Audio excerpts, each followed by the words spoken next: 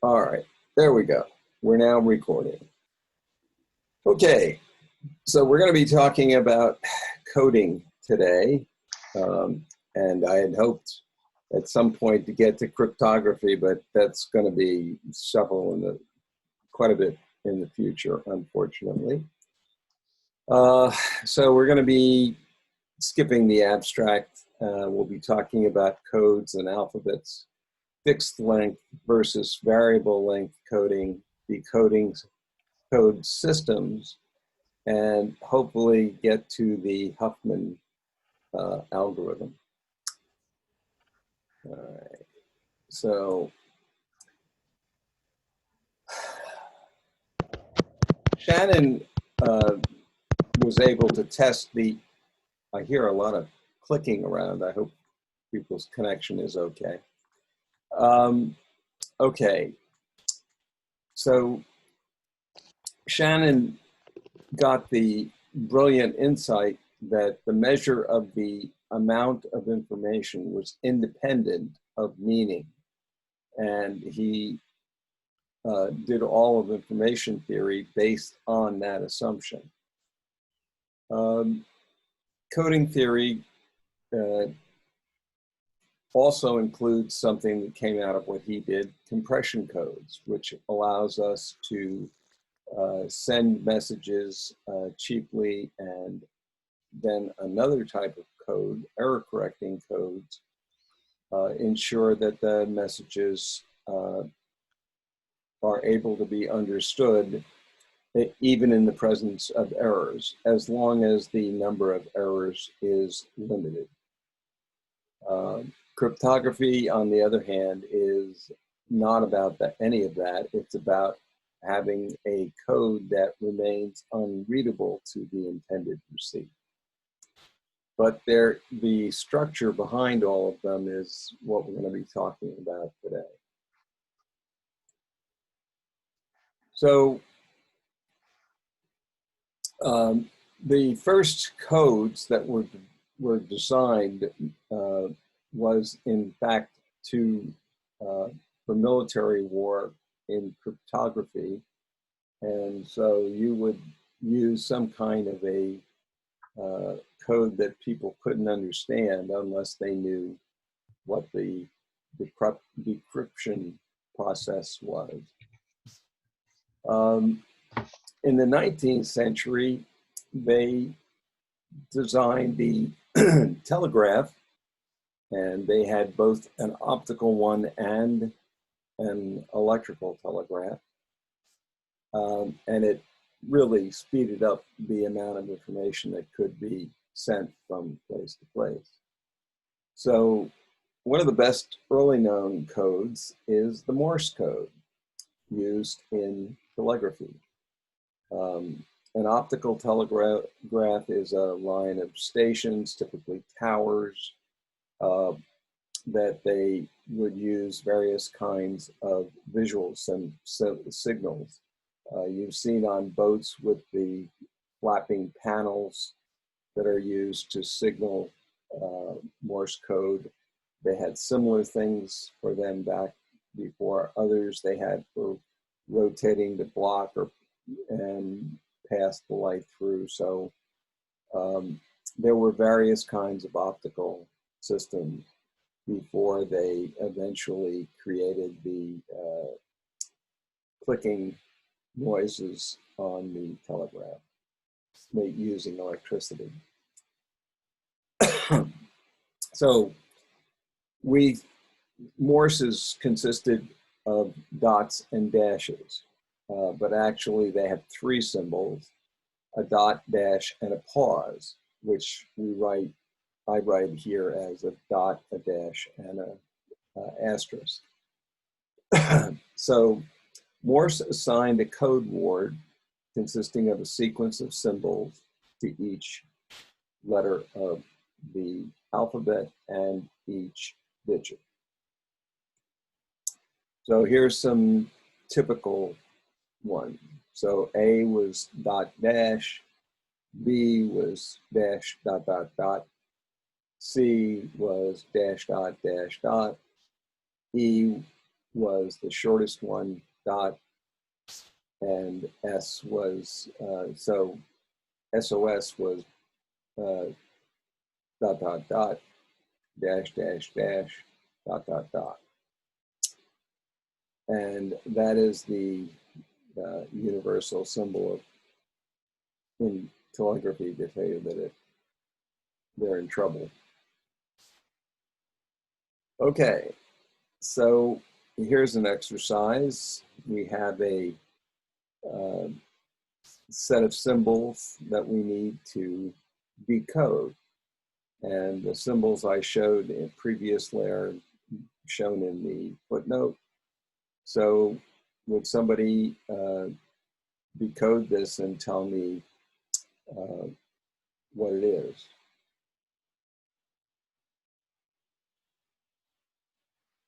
Code. Oops. Yeah, that's what it is. Okay. I thought I had an answer of that, but obviously I didn't. Okay, yes. C, the dash dot, and then the O, dash dash dash, the dash dot dot for the D, and then the last dot for the E. So you're right, it's code. Now, when I was in Boy Scouts, I got a merit badge on Morse code. And one of the things you had to do was what's called wigwagging. And wigwagging uses Morse code, but on a single signal flag. So there's basically 5 positions that you can be in. The start of a word is first position. So it's, first of all, you hold it longer than the others. And the second, the 3 or front position with the signal on. I think I screwed that one up. Anyway, I have a picture here. Here is first position. Here is, then you can turn it to the, if you're facing you, they're facing to their right, and then left, and then down. So those are the 4 codes for using the start and the dot and the dash and the stop. So Morse's system was intended for human beings, and once machine took over the business of encoding, other systems developed. The very influential one that we talked about before was ASCII, and it uses 2 symbols, which we call 0 and 1, and all codes have 7 symbols. So the one we showed previously is a code that is variable length, whereas the ASCII code is a fixed code. And in principle, you could use 128 positions in the ASCII code, 2 to the 7, and but 2 of them are not used, so only 126 word codes were allowed in the original message. Okay, so these are the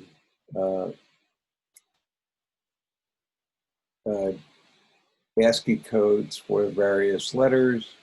Another exercise is to decode B7 star, and then, I'm sorry, encode B7 exclamation point.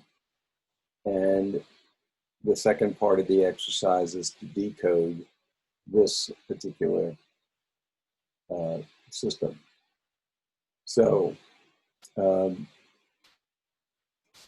first one is a small b, so that's this set of bits. And then the 7 is this, and then the exclamation point is this. So when you look at those three, you get this set of symbols.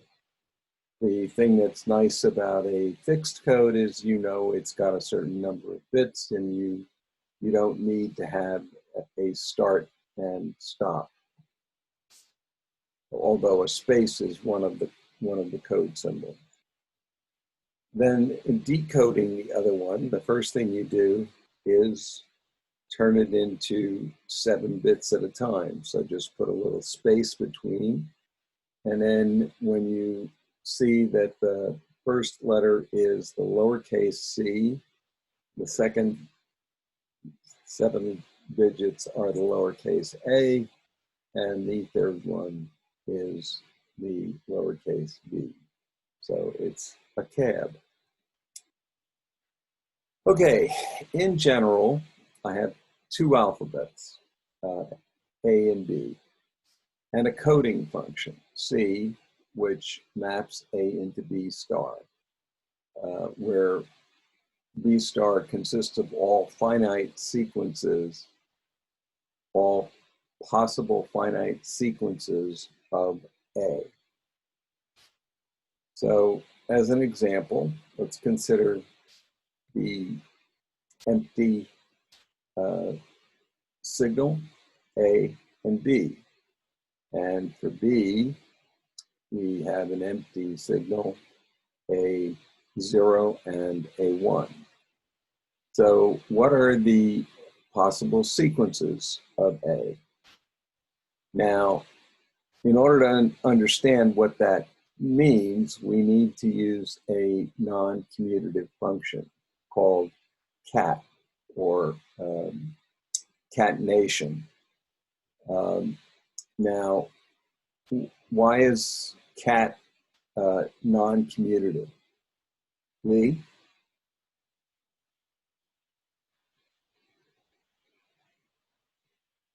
You're not speaking. Lee, I can't hear you. I could see your lips going, but I can't hear you. You're asking me why cat is non-commutative? Commutative. Yeah. Do you remember what commutative means? No. Okay. If you have 3 times 4, it's equal to 4 times 3. That's commutativity.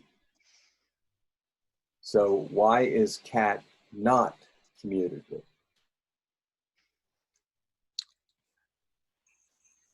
Because you can't, I mean, just what you said. I didn't say. Well, you've got the equal sign there, and they're the same on both sides. That's So, not the issue. It's the issue is that 3 times 4 is the same result as 4 times 3. Okay. The All order right. in which you do it matters. Okay, so this is a certain order, and you cannot switch the order. Right. AB is not the same as BA. Correct. Okay, great. Okay, so for sequences of A up to length 2, all of the A's and B's, and I'm just leaving the empty space empty. So you'd have AA, AB, A, BA, BB, B, A, B, whoops, got 2 B's in there, sorry, got to drop that one out, and empty. So similarly for the B set of symbols, you have 0, 0, 0, 1, 0, 1, 0, 1, 1, 1, 0. And again, the second one is not real. Sorry, that's got to go. It's a duplication. So we can create what's called a morphism, just a things that mathematicians use, and actually in this case it's an isomorphism. So there's an appendix at the end talking about morphisms. But the basic ideas that we're worried about are whether or not they're one-to-one, that is unique in terms of their mapping. Two, do they go into the full amount of B? So if you map A, is there a larger set in B, larger or equal set of number of symbols in the combinations for B? And obviously, in this case, they're unique. They're one-to-one. So that's called one-to-one. And into, if B had a larger number of symbols, then it would be into or injective. And so an isomorphism is onto, everything is covered. It's one-to-one, so they're unique in their mappings, and they're reversible. That is, you can do an inverse map uniquely the opposite way. So all of the maps that we're going to be talking about are going to be injective, but not necessarily isomorphic. So if A star is all of the sequences of finite sequences of elements of A, and for any particular set number of symbols that you put together in catenation. So the C Bob, star. I lost your sound. Can you hear me now? Yes. My internet connection is unstable, it says. So can you hear me now, Bob? Yes. Yes, I can too. Bob? Yes. Yes. Can anybody else hear me? Yeah, we all can hear you. Obviously not. Yes, I can Yes, hear you. yes. I just had to unmute myself. What's going I on? can hear you, Bob. We can hear you. I can hear you, Bob. No. I can hear you. All right. For some reason, it switched. I have no idea why. I didn't touch anything, but it switched between two inputs. So can everybody hear me now? Yes, but it's a very different microphone. Bob? Yes, we can We all can hear hear you. you. I can hear you. Yeah, we can all Bob hear you. Lukowski, can you hear me? Yeah, this is Bob Lukowski. I Obviously can not. hear you. Why is that? Bob just said Now he I've could got hear it in. you. He can't hear us. I don't think he can hear us. Lee, can you hear me? Yes, I can. I can see your can hear lips you, Lee. moving, but I can't hear you. Yes, I can hear you. So you can hear me, but I can't hear you. Correct. I can see a whole bunch of people's lips moving, but I can't. All right, I'm going to take this off. So is this the way you're teaching code with sound and not sound?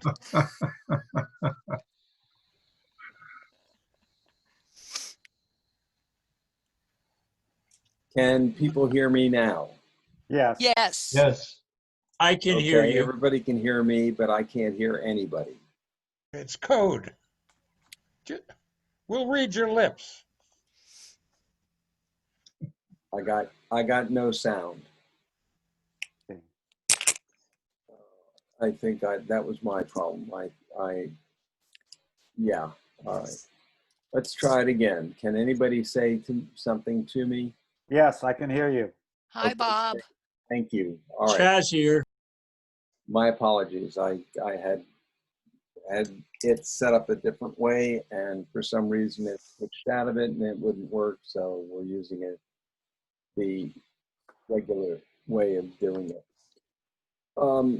Okay. So for any set of symbols that are in A star, we need to map it into B star. That is a two-step process. First is the individual symbol mapping, C of A, C of A1, C of A2, etc., the C of AN. And then the second thing is concatenating them all together. So we're going to demand that C star is always injected. And we just talked about what that means. It means that there's at least as many symbols in B star as there are in A star. There may be more, but there has to be at least the same number as A star. So this means that if it isn't injected, you'll be able to produce two messages where at least two letters, if there were less than the number of symbols in A star, then any symbol coming out in B star, there's got to be at least one other one that matches. So two of the letters in A star, two of the symbols in the combinations of letters in A star would map into the same B star. And that means you couldn't distinguish between them, and you couldn't decode them. Okay. So is that all clear? Okay.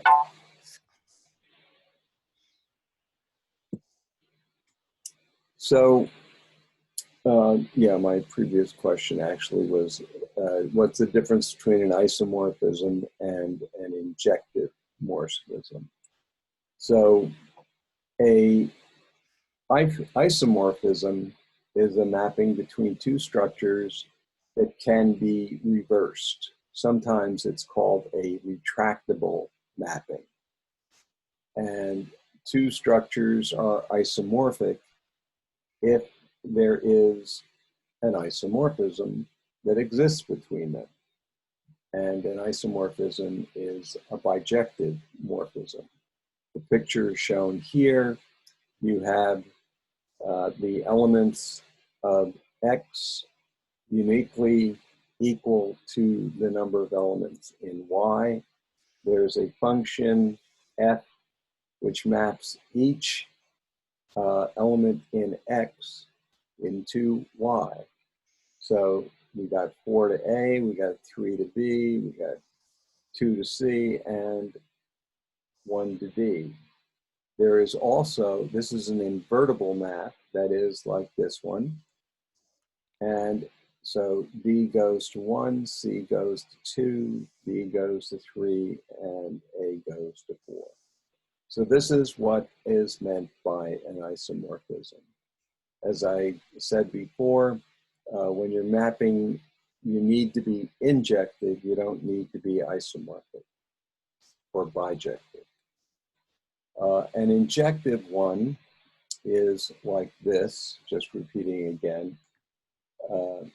If you have 3 X's, 1, 2, and 3, and 4 Y's, then there's more elements in Y than in X. So that is fine. You can do coding with larger numbers of symbols, but you can't do it with less than equal to the number in X. Bob, I have a question. What happens when you go in the reverse direction? What happens to C, capital C, when you go from Y back to X?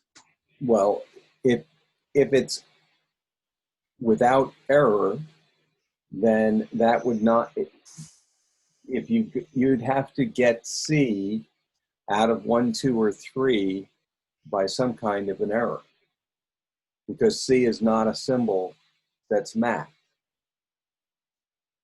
So remember, the the communication channel, you start with a set of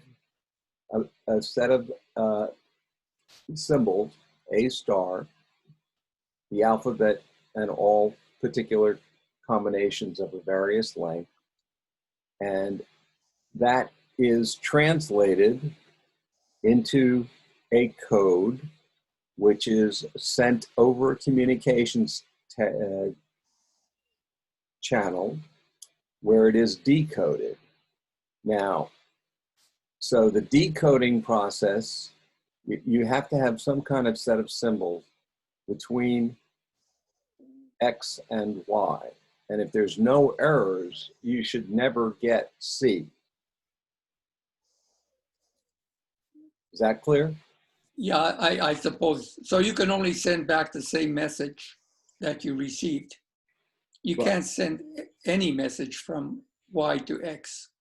Correct. Okay. Okay, so any C star which is injective is decodable.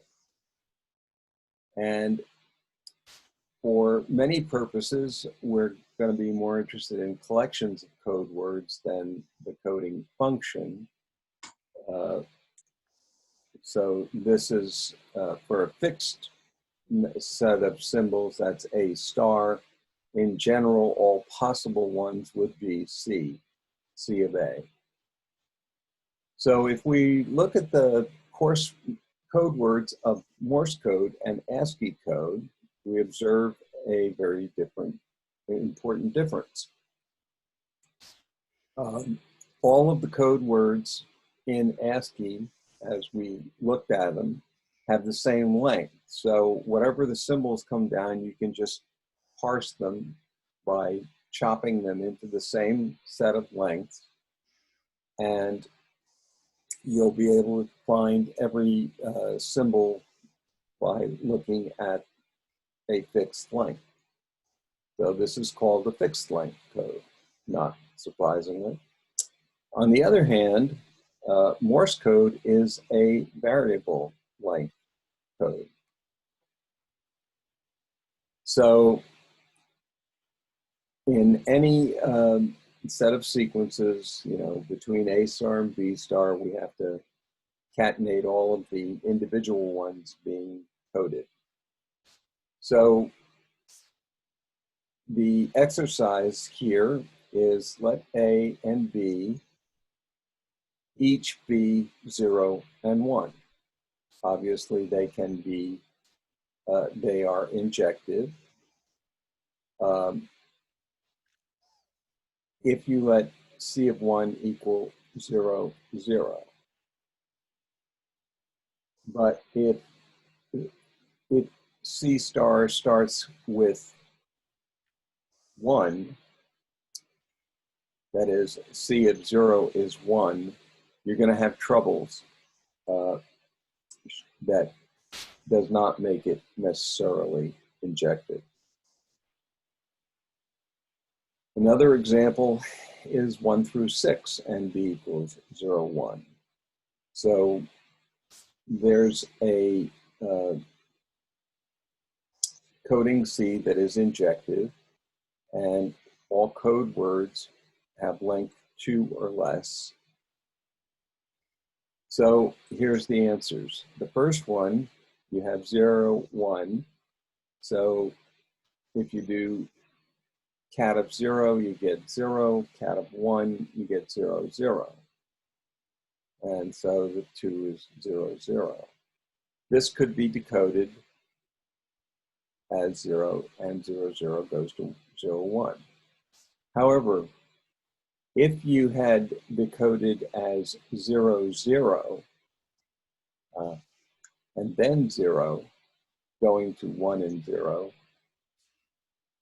the lack of uniqueness, because you don't know, in the first code, you always, every time you start a 0, you look at it, you see that it must start to be a 0. Then you look at the following symbol, and the 1 goes to 0, 0. So if you decoded it the opposite way, you would not know whether the following, you still have the same 0, 0, 0, but you wouldn't know whether the first 0 meant 0 or it was 0, 0 for 1 and then 0. You see the difference between this one, which works, and this one, which doesn't. This is a little subtle, so hopefully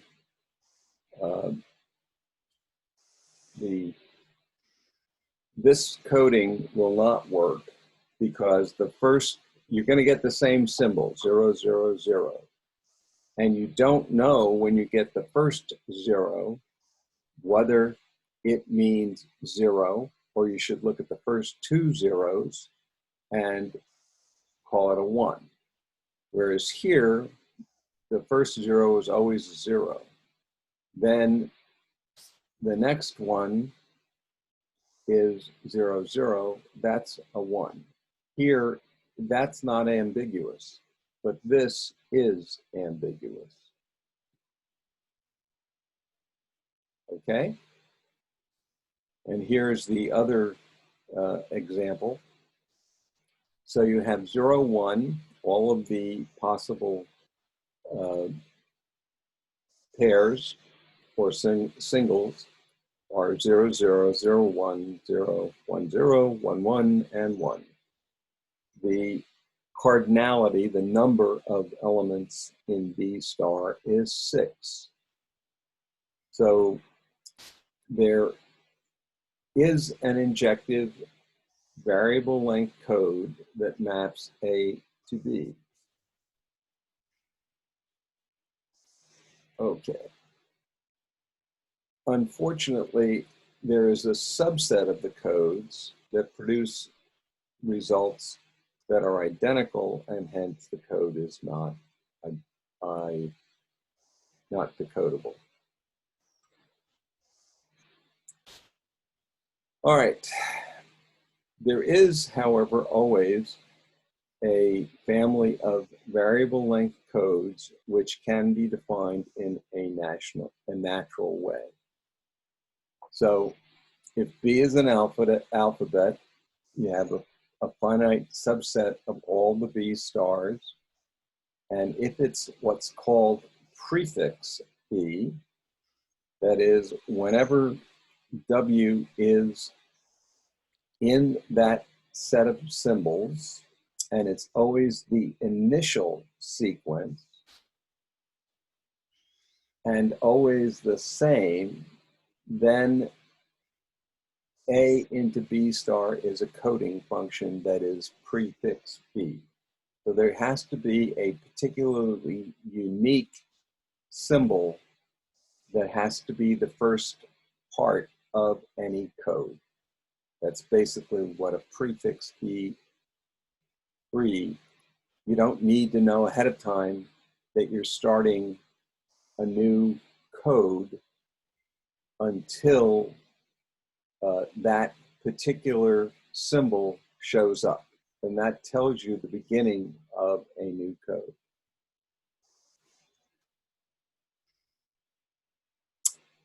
So if C is prefix B, free, that is, it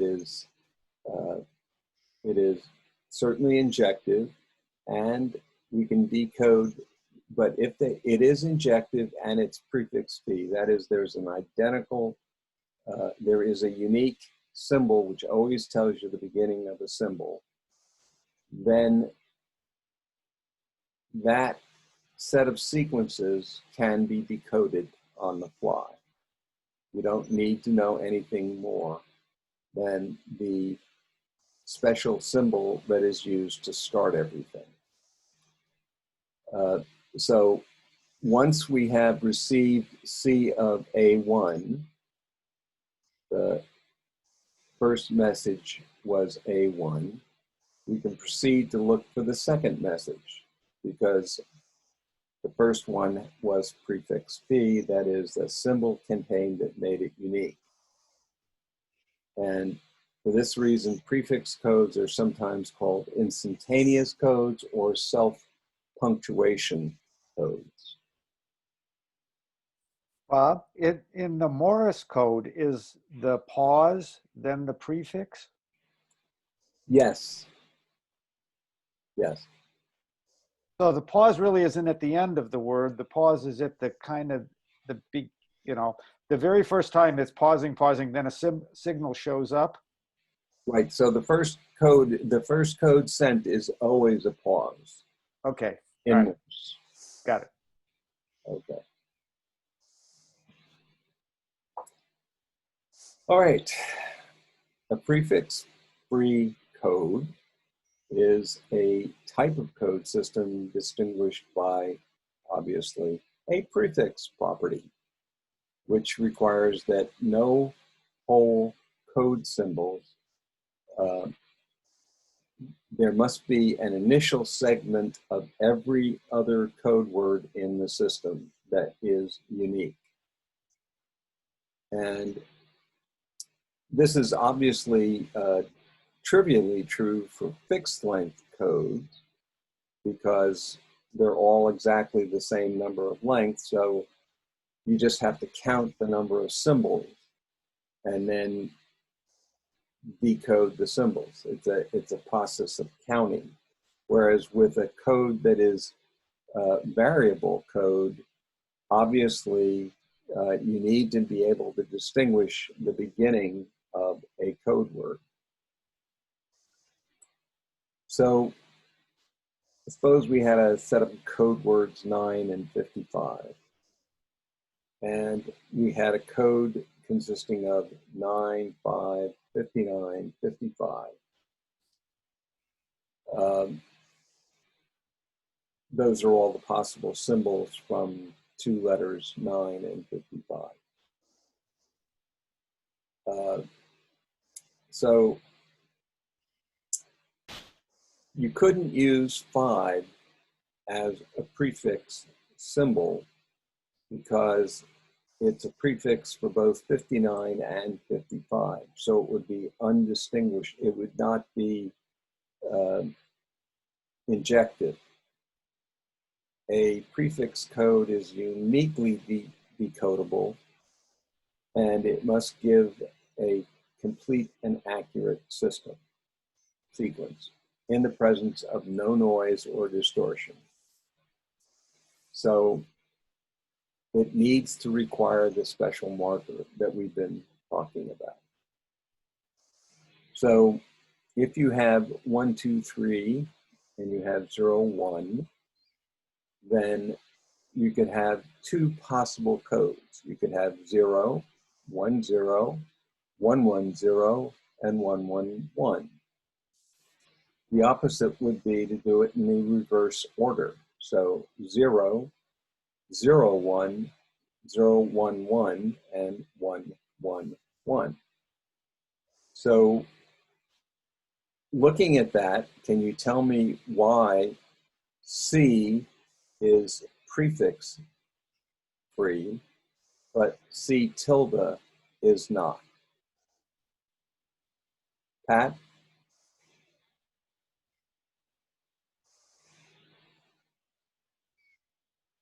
Okay. Art?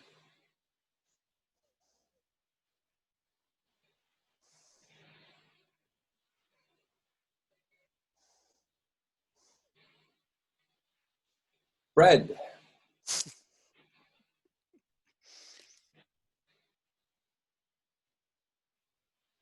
Fred, can you hear me? You're not moving your head yet. Okay, you can hear me, but you're not going to answer. Is that the case?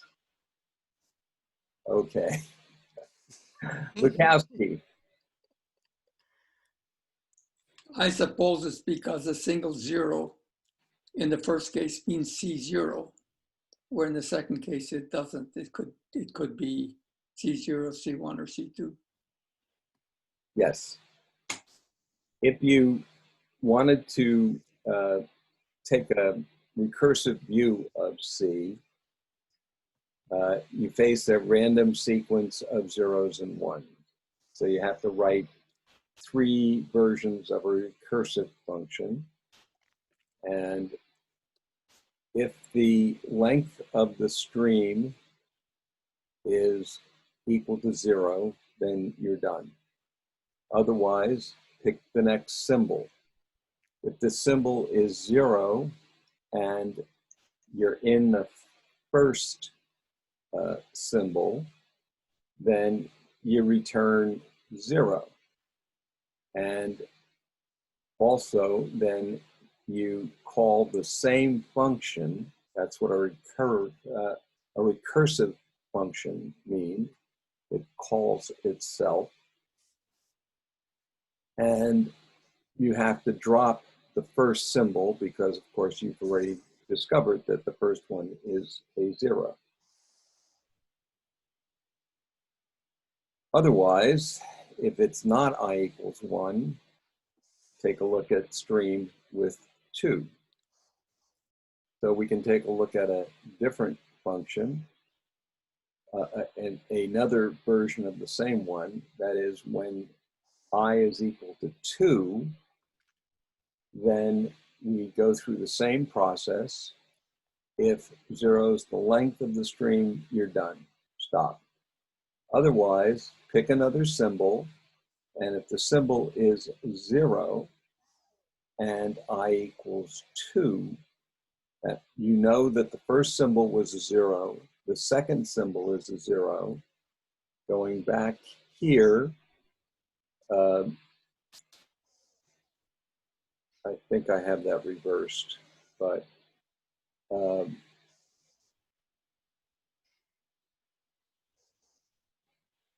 I'm sorry.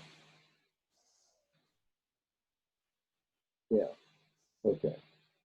So C star is injective, but C is prefix B. Okay.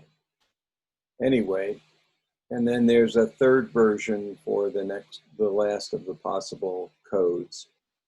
So when you start with this set of symbols, the first thing you can do is partition it, because you find a 1, and then you find that the next one is a 1. That's not, and that, if you go back here, you can't tell when you're done with 1s until you either reach 3 or you get a 0. So you get 1, 1, 1, which we showed was a 3. Then you repeat the process, and then you look at 1. That's not decodable. 1, 1 is not decodable, but 1, 1, 0 is, and that's a 2. Then you continue, and 0 is unique, so that gives you a 0. And then 0, 1, 1, I'm sorry, there should be another 0, I guess, in there at the end. But anyway, you get 1, 1, 0. 1 is, again, a unique, so you have to go and take a look at the second one. It's also a 1. Then finally, you get a third one, 0. So the reconstruction is 3, 2, 0, 2. Okay? Is that clear about how this set of codes works, and why, if you use C tilde, it wouldn't work? Lee?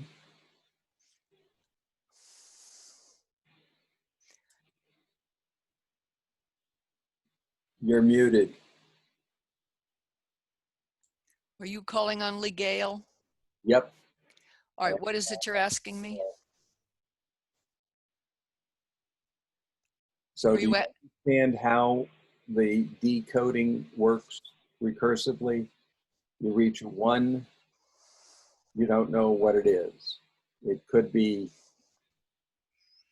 any of these. Could be 1, 0, could be 1, 1, 0, could be 1, 1, 1. Yes, I do understand what you're saying, how you try place number 1 and see if there's an equivalent, place number 2, place number 3. You keep going until you find an equivalent. Right. And then when you do it again, the next, after you, 3 is the maximum number. So obviously 1, 1, 1 is the first result. Then you start looking again, and you start again with 1, and then a 1 and a 0. Right. But a 0 is unique. So you don't have, as soon as you get a 0, you're done. And finally, you have the 1, 1, 0 portion, because I mistyped this again. And the result is 3202. Now the 0, how do you know that isn't a, what did you call it, a prefix? Yeah, right here, anytime you get a 0, you get a 0. That's the only 0 on the code. Oh, okay. Prefix is 1. So if there's no prefix, it's got to be this. Okay. If there is a prefix, you have to keep coding to find out what the rest of it is. Okay, and if you have the prefix 1, you look at the next one, and if the prefix 1 is again, then you could be in this one or you could be in this one. Then you look at the third one, and that tells you between these two. However, if the second one was again a 0, it's unique, and so it has to be a 1. Mm-hmm. Anytime you run into a 0, you're at the end of the code. And if you have a 1, you don't know what the beginning of the code, you don't know the rest of the code until you decode it between these possible 3. Is that all clear on everybody? What would 4 have to look like? You'd need more bits. You would need more bits. Got Yeah. it. You can't do that with more than 2, with just 2 bits. Wouldn't be injected. Because the number of possible doubles or triples, whatever, is because we're doing this at a minimum number of letters. Okay. So Well, just to, what if we tried to do this using C tilde? We'd have to build the character base using the same logic based on 0, 1, and 2. But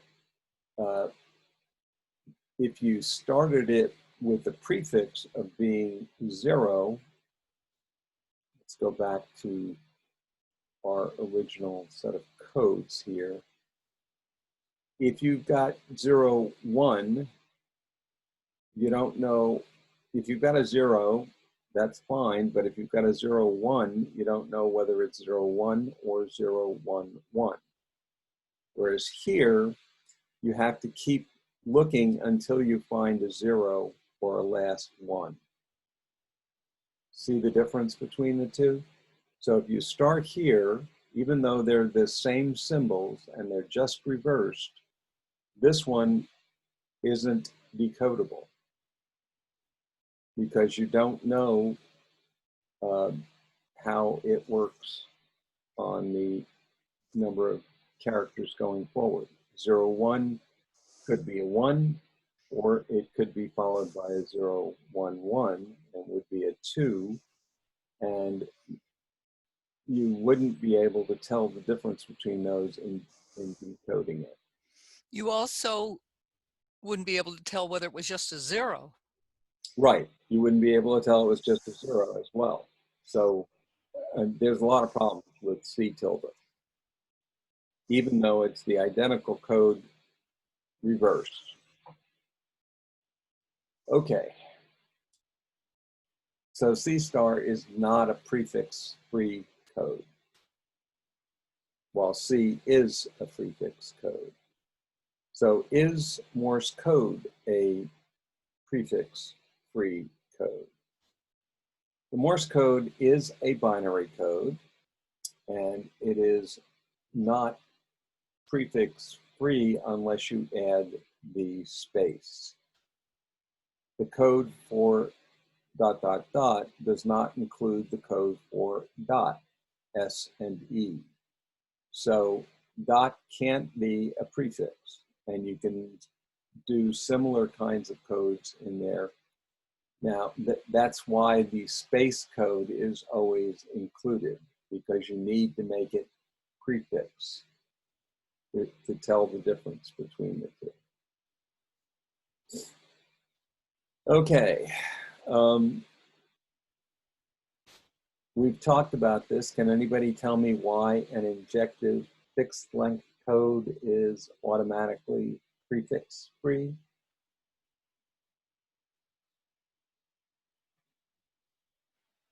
You just have to count the bits.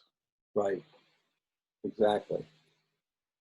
So there's no needing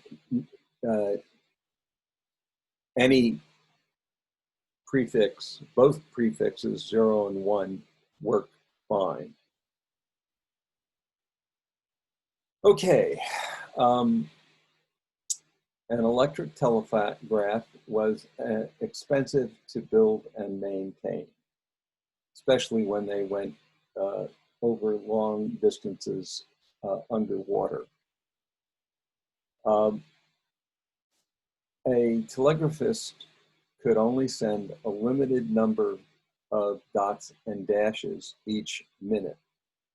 In order to get a ham code, when I was in Boy Scout, you needed to be able to do 25 characters a minute in order to be able to do that. There was considerably less number that needed to be due for the Boy Scout merit badge, and I could do the merit badge, but I could never get my code speed up to the point of where I could do the number needed for a ham code.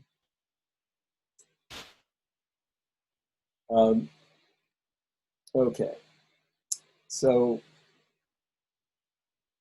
the fact that you can only limit the number of dots and dashes each minute because of the hand work design of the telegraphist, it meant that you needed to choose the codes based on the probability of using each letter.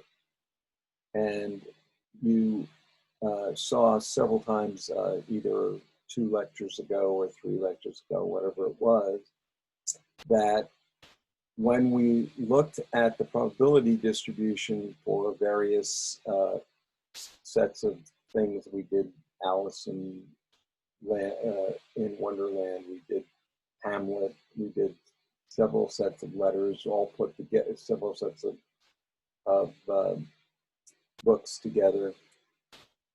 E was always the most probable letter. So Morse gave E the short code, dot, and Q, which was always the one at the bottom, the longest one, he gave it 5 symbols, dash, dash, dot, dash, star, and that allowed the telegraphist to increase the rate at which symbols were sent, because they could always, for the shortest ones, and the codes were all designed in terms of the zip distribution that we talked about a couple of lectures ago. So laws of physics place the limits on the number of symbols that can be correctly transmitted. So he was limited by the physical movement of a hand, but in any particular machine, the laws of physics will place limits on the number of symbols that can be correctly transmitted over a given line, assuming there's no error. The slowest rates were associated with undersea cable. Could you elaborate on that last sentence? I find that very interesting. As I recall, when undersea cables were laid, they simply laid on the ocean floor. I don't believe they were in any tubing or encasing of any kind. No, they actually were encased in various types of insulation to prevent leaking, because the problem you had was that because of the way electromagnetic signals work over water, they would be much slower. Again, refraction, all of that stuff in light is the same in electromagnetic signals. So that limits, if you're running over with water over the line, that's going to both lose some of the signal into the water, and secondly, also slow it down. So they were worried about all that. They did put insulation in, but even so, over the length of there, you had, because of the distance, just as when you send an electromagnetic symbol or light or whatever, it goes out in a sphere over a point, and it goes down 1 over r squared. Well, it's not quite 1 over r squared in a wire, but there's still loss over time. So what they had to do was put repeater systems every so often. So the signal would come to a certain point, they'd have to be decoded, recoded into a new transmitter at a higher power than what they had received at, and send it off to the next repeater. So it was, there was a lot of extra decoding and recoding that occurred in the undersea cable. We lost a lot of what you said, Bob. Oh, So okay. you came back in when you talked about the repeaters. So I guess what I wanted to know is that due to the distance, or Due to the distance, the insulation was used to prevent running electrical systems through water. If you remember from light, which is another type of electromagnetic radiation, you get a change in the water.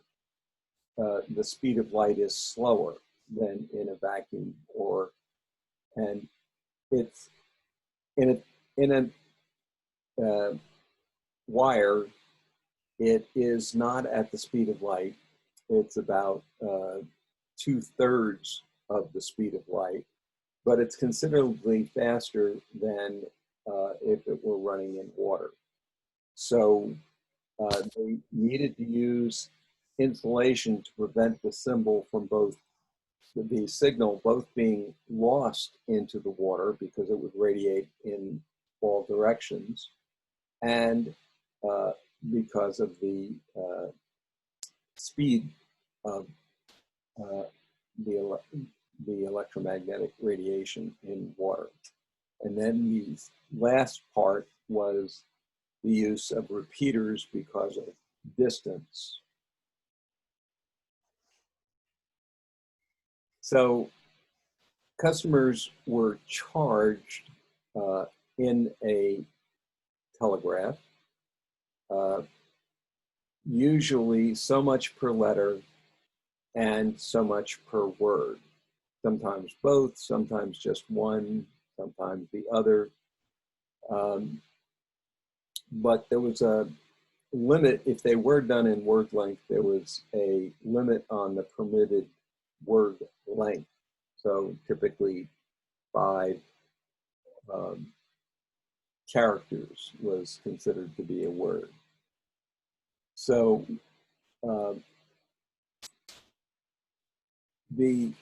there brought up a whole set of telegraphic messaging practices.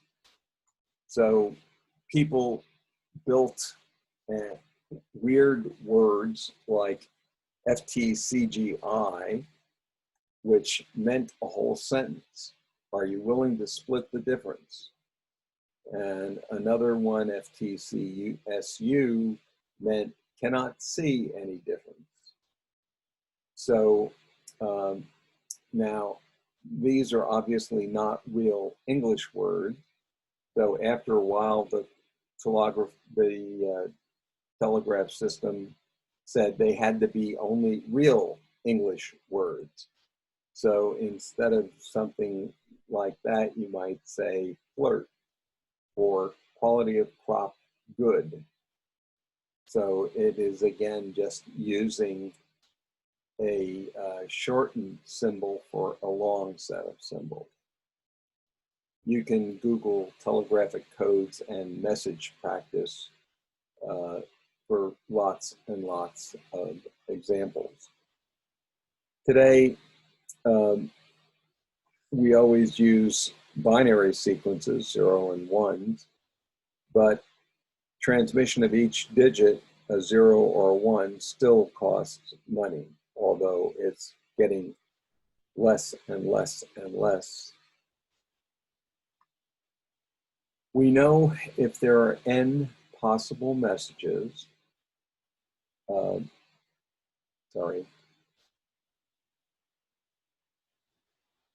Okay, so if there's n possible messages that can be sent, then in order to do a binary code, there must be some letter m that you can use 2 to the m, that n is less than 2 to the m. Why? Because you have to have all possible 2-bit symbols, m zeros and 1s, and that is 2 to the m. And that number has to be either equal or less than the number of messages that you can possibly send. And each message will cost some number of k cents times m.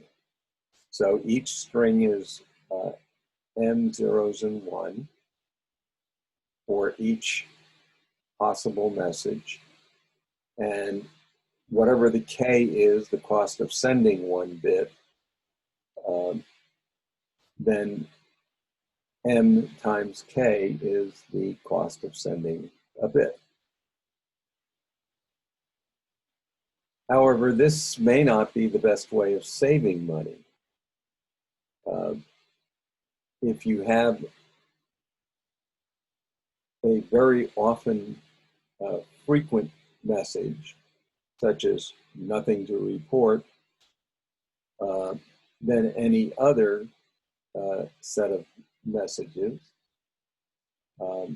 it may be cheaper on average to assign a shorter code word over a longer code word. So, of course, we're assuming that all of our costs here are greater than 0.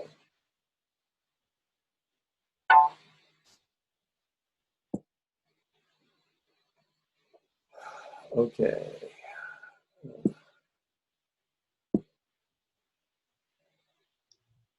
Bob, we cannot hear you. Bob, we can't hear you. Can you hear me now? Yes, we can hear you now. Okay, good. My connection is unstable, it says.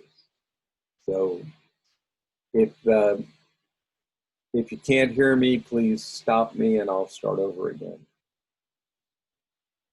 Okay, so suppose we have n messages, M1 through Mn, and there is a set of probabilities for each particular message called Pj. And we built a small model of a Markov model to show how you could determine the probability of various kinds of messages. Again, about 2 lectures ago or something like that. So if you have each probability of a particular message, which you can decompose by taking a look at what are the words in the messages and then using the zip on the individual ones, or you can use the Markov model that we talked about, which works directly on the probabilities of the words in a code base.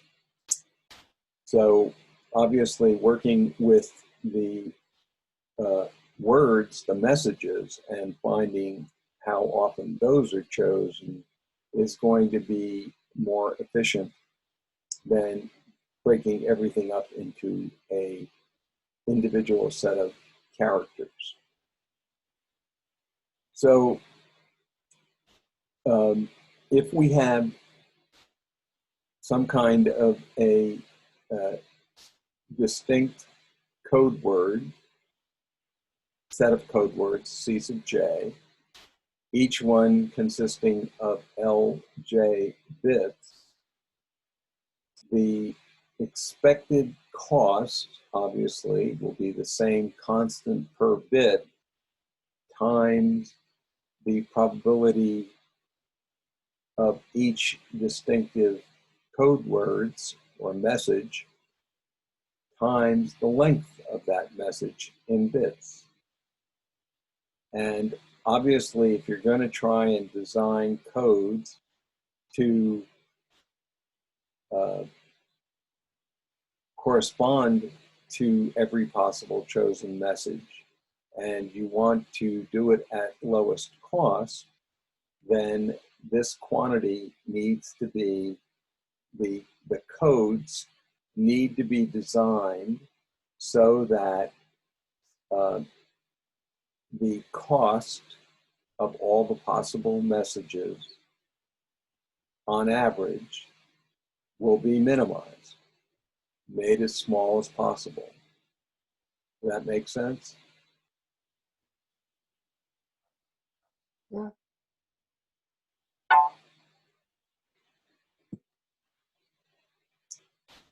In 1951, Huffman was actually still at university, and he was taking a university exam, and he was asked to write an essay on this particular problem. How do you build a code that minimize the cost per bit given a set of probabilities? So being another one of these outliers, instead of, because this was this was not a solved problem. Nobody knew how to do this at the time. Instead of writing about the problem, he just solved it as part of his exam. So his result again uses recursive functions. His algorithm is, if you take problem 3, that is this one, about the average cost for the probability per message times the number of bits, finding the number of bits L sub j for each code so that the average message is minimized in cost.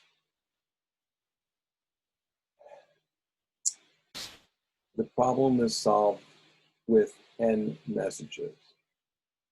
So you order the messages so that the probabilities are increasing. So the first message, you choose an order of messages such that the probabilities are always larger than the succeeding ones, greater than or equal to. Then you solve the problem with n minus 1 messages so that the probability for mj has a probability pj.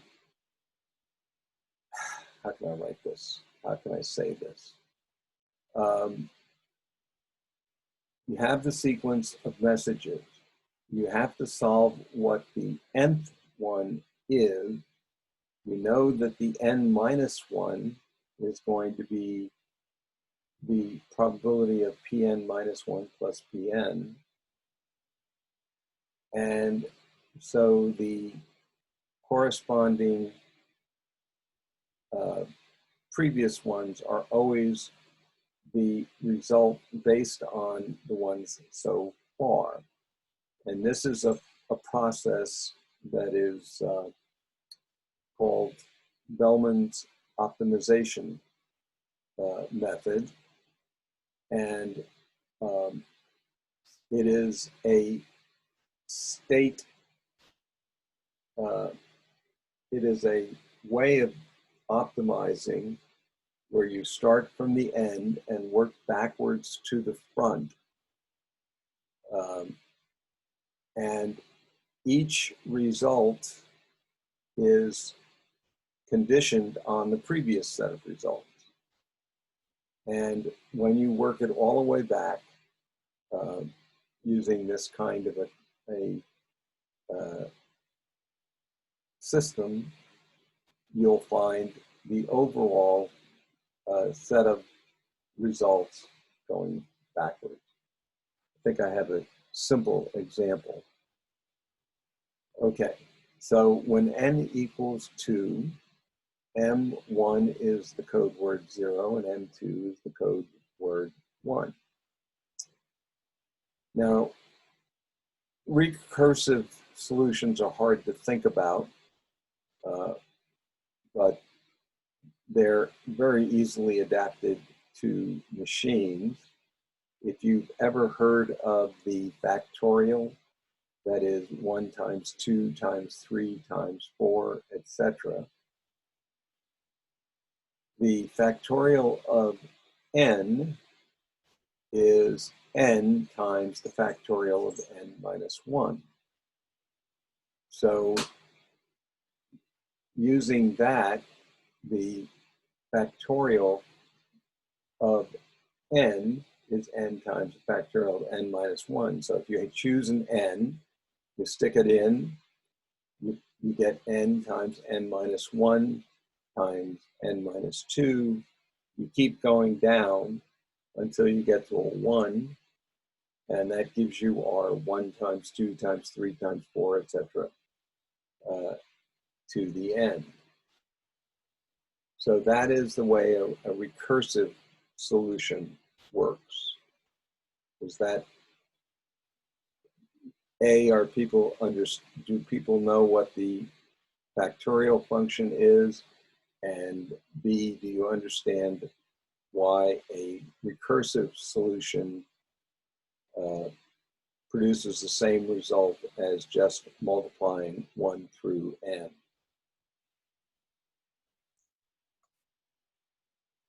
Okay, I got a thumb up. Patrick, 2. All right. Miguel.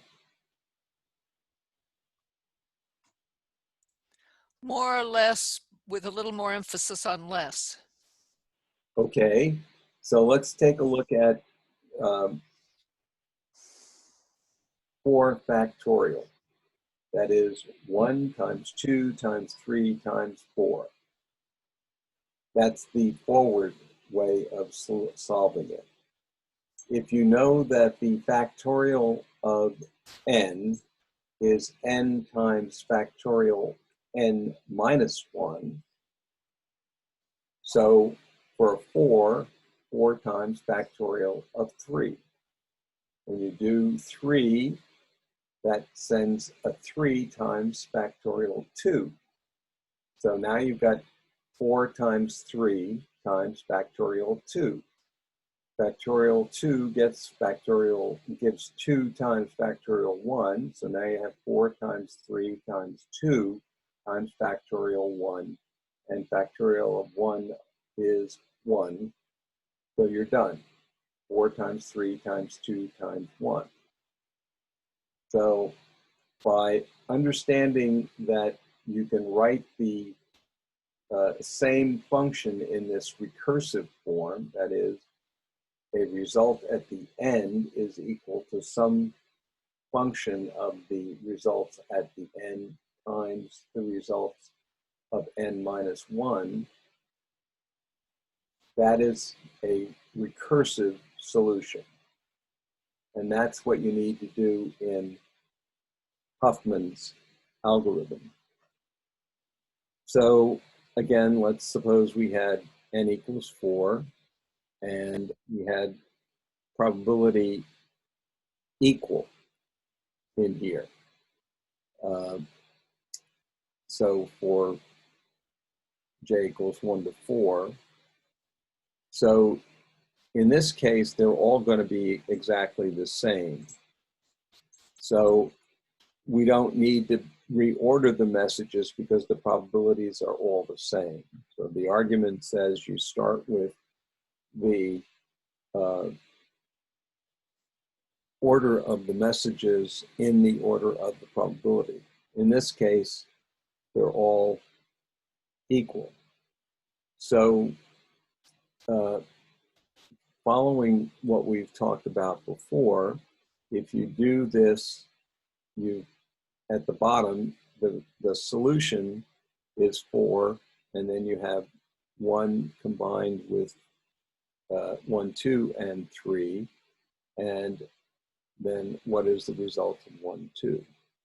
So when you do the mapping, you start with the result of 4, and then once you have that, you go back to 3, because the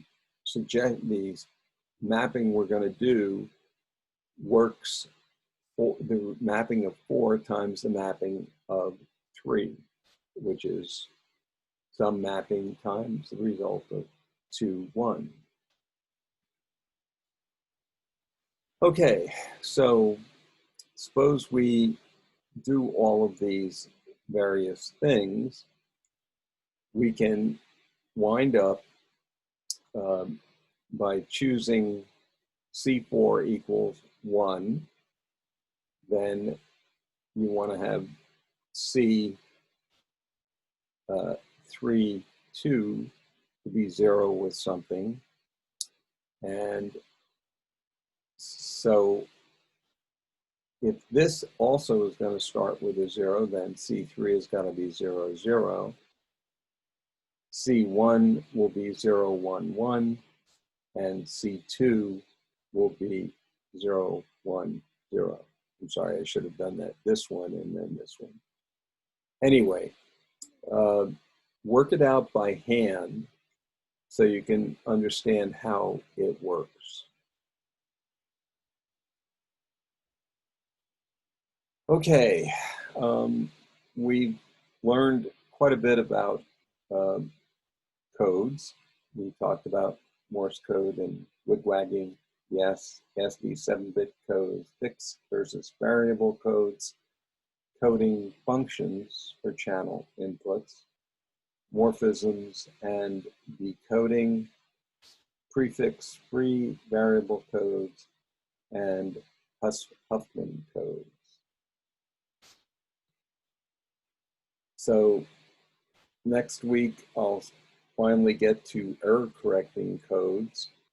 And then I think after that, we're probably going to move on to the remaining of how thermodynamics can be understood in terms of information. So this is going to go back to Maxwell's demon, the Szilard engine, Hamilton flows, Ito states, and then once we have those ideas behind us, we'll be able to show that thermodynamics is actually identical to Shannon information theory.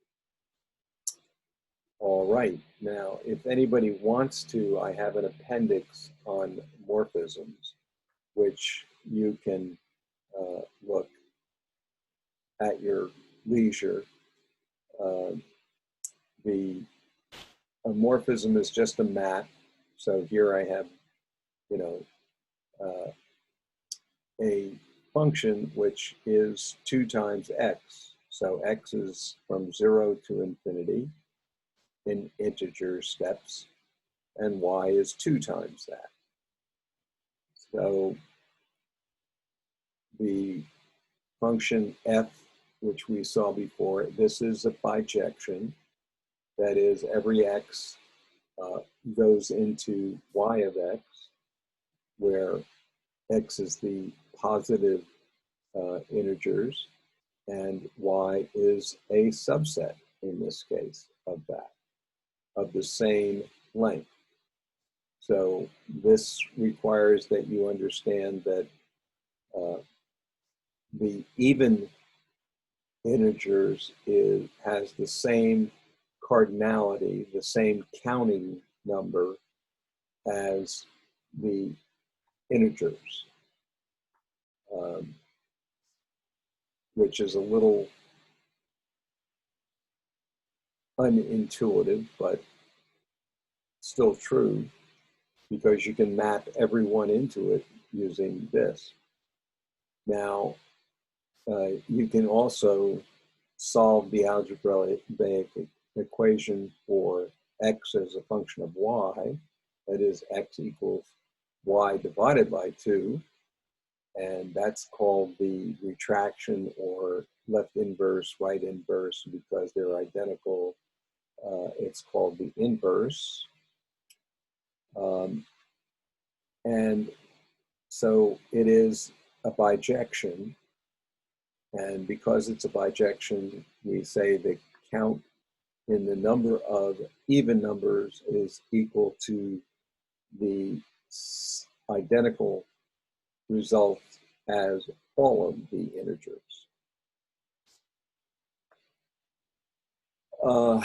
Let's see. For a more complex type of bijection, let's say we had 2 linear vector spaces. I'm going to talk about 2-dimensional linear vector spaces, and I'm going to use polar coordinates. And just for visual purposes, I'm going to embed these in a 3-dimensional Euclidean space. So we call V a plane or a 2-dimensional Euclidean space, and I happen to embed it along the XZ axis, that is around the Y axis, and the origin is identical. Then there's another 2-dimensional plane, which is not at the same origin. The red dot is where the origin of W is. It happens to be along the Y axis. So the first thing you have to do in order to make the 2 of them equivalent is to translate V onto the origin of W. Then because you can take a sequence of rotations, you can tilt V until it's the same as V. Now, in my picture, I actually stop it when it's, and I have it slightly moved away just so you can see that the two are identical, but they don't map into it directly. So the next thing you have to do is the series of XY planes, that is, the Z plane is held and you do a rotation around the Z axis, that is along the XY plane. Then you do the same along the YZ plane, and lastly along the ZX plane. So if we start this, we see that it goes there and then goes back. So by using a series of 3 rotations and a translation, we can map V into W. And that's a more complex isomorphism. So these two planes in 3 space are essentially identical. You can map every point in V into a point in W, and inversely, you can do it in the reverse way as well. Okay.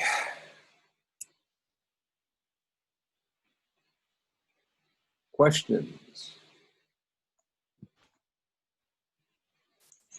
We spent a lot of material here, so, and this was actually rather complex compared to much of the material we've done before, so I'm sure there must still be questions. So, Bob, unmute everybody. They've muted themselves. I haven't muted anyone. Well, I'm just asking you to unmute. I don't know if I can unmute. Well, let me try. I think if a person mutes himself, he can't unmute you. I can, yeah, you have to unmute yourself. Is that true? Yeah. He can mute us, but he, All right. Everybody's, whoops. not so much questions, just a lot to think about. Very interesting. Yeah. And next week, we'll talk about Hamming, who found a way to be able to do, by using a few extra bits, a longer set of codes that allowed you to correct for errors in the messages that are sent. Up to a certain number, given the number of bits you use, you'll be able to correct some and over 2 kinds of bits using the codes. And we'll talk about that next week. Was that a little bit, is that based on Huffman's codes? Are Huffman's codes probabilities, right? Yes, they are. They're not error correcting codes. These, all of the Huffman codes are assuming to be error free. Oh. So in whenever you make codes, the way in which it's generally done, whatever the code is that you're using, you block them together into a long string. Now, the Huffman codes are great because they provide the cheapest coding for a given set of messages. So that is why Huffman codes are very good. But if you block them together, so let's say they were all 3 characters, then you would be able to use a. Well, he loses everything and he can't hear us, we can't hear him. Right. Sorry. I don't know what's going on. Can you hear me now? Can you hear me now? I guess not. You're all Yeah, frozen. there was, and which is part of the reason, I mean, I leave my video off because that does help with the bandwidth, but I mean, because nobody needs to see me. But he's still, I don't know why his system is so unstable compared with everybody else. Well, it has to do with his location. It's not Zoom itself. Well, It's, But he's still on, he's in Rossmore, correct? And he's I'm on in. Xfinity. And I pay for 500 megabits per second Ethernet. are you in Wow. Rossmore right now? Yeah, Oh, you are. yeah. So I don't understand what the problem is. Okay.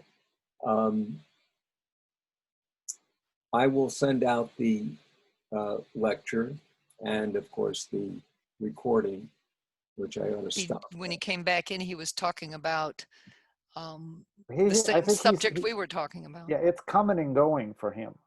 Yeah. Sorry, I don't know what's happening.